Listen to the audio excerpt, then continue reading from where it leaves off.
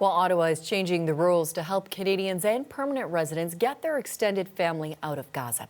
Yesterday, the Minister of Immigration announced the temporary measures. We understand that many are concerned about the safety of loved ones currently residing in Gaza. It is unlivable, and as such, we'll be supporting temporary residents for extended family members of Canadian citizens and permanent residents in Gaza, so they can come to Canada and be reunited with their family members residing here.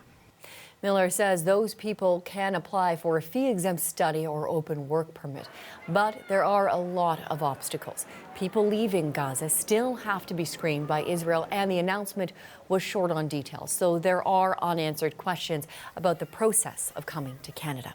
Well, for more on this, I want to bring in my next guest. He says he is hopeful that Ottawa's move will help him reunite with his family. Rani Hermaid is a Canadian with family currently in Gaza. He joins us now from Hamilton, Ontario. Thank you, sir, for taking the time. I want to sort of take you back for a moment here. When you first heard of the minister's announcement yesterday, what emotions did that bring up for you? I was very thrilled, same as many Palestinian, Canadian, and permanent residents in Canada. We were very happy. We waited for this for very long. We have been calling the government for the last 2 months to act immediately to do this. I was very happy. I was thrilled. Yesterday was the first night I really slept well, knowing that there is a hope to bring my family here to Canada, reunite with them. As you said, hopefully that reuniting will happen relatively soon. What is the latest that you have heard from your family in Gaza about their situation? So I haven't heard anything from my family the last 3 days. There was a connection cut the last 2 days, and getting in touch with them is really difficult. So I haven't been able to tell them this news. I have my brother who was,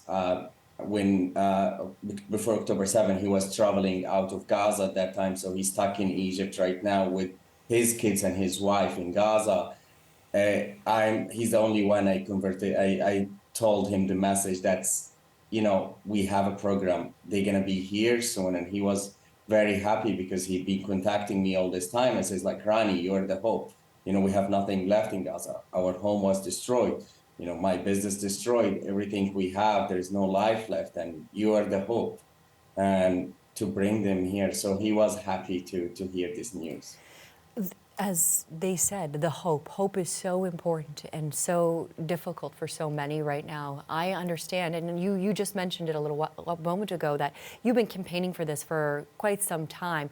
Do you feel with this announcement that you have finally been heard by the government of Canada? So this is a really, as I said, we've been campaigning and calling the government for the last 2 months.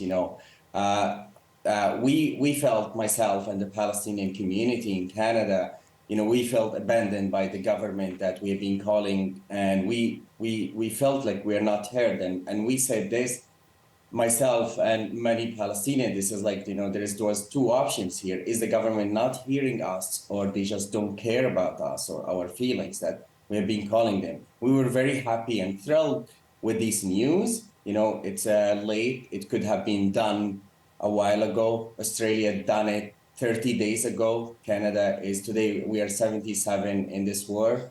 I could have my family celebrating this holiday with me today. My daughter, she came home. I was like, today's the last day of school, and we were hoping to have them to spend these 2 weeks of winter vacation together with my family. So until now, as Minister Miller stated, that the portal of registration or applying for them will be up and running by January 9th. There is a lot of fears until then. And then we have so much, so little details about what is the process, how long, once if the program open on January 9th, how long that will take to be approved, how long to put them in the evacuation list. And then we will go with the next step, which is going with the biometric in Egypt, where I can see they will be safe there, but until not them being out of Gaza, I will continue having the fear for my family. You know, I could lose them any second. A terrifying reality to have to live with that kind of stress. Rani, very much my heart goes out to you there. I wonder, though, because there are still so many questions, so many things that are details of this that are unclear. For example, people who are applying for this visa will have to provide proof of their ties to Canada. But we have seen the video coming out of Gaza, the images of flattened buildings, of flattened whole blocks of communities. How concerned are you by this, that given that some people may not have the documents, that those documents may have been destroyed or misplaced during this war? I'm very concerned. You know, once this announcement was made, as you said, there was campaigning, and my number and my email is out in the community. I started receiving the emails and calls from the community, and I was like, my family doesn't have a passport. My family doesn't have a birth certificate. You know, it's like it's lost under, the rubble of their house. And all these things comes up, and the community is still very concerned. And I was like, we don't know. I mean, we assume the government knows that, right? As you said, we have seen houses is destroyed, and I would expect that the government seeing this. So I think that the most important thing for the government is to start the process, try getting people to Egypt. Once they are in Egypt, there is a Palestinian embassy in Cairo. They can work in issuing these documents that people who doesn't have to, reissuing it from the Palestinian embassy in Cairo, applying it for completing the process in Cairo. So there is a lot of concern, a lot of question, but the announcement was very short with very little information. We still have many questions, many concerns. It will not be answered before we see the full details of the program. More details to come, more questions to be answered, but as you said, Rani, hope remains. Thank you so much for your time tonight. Rani Hermaid is a Canadian with family currently in Gaza.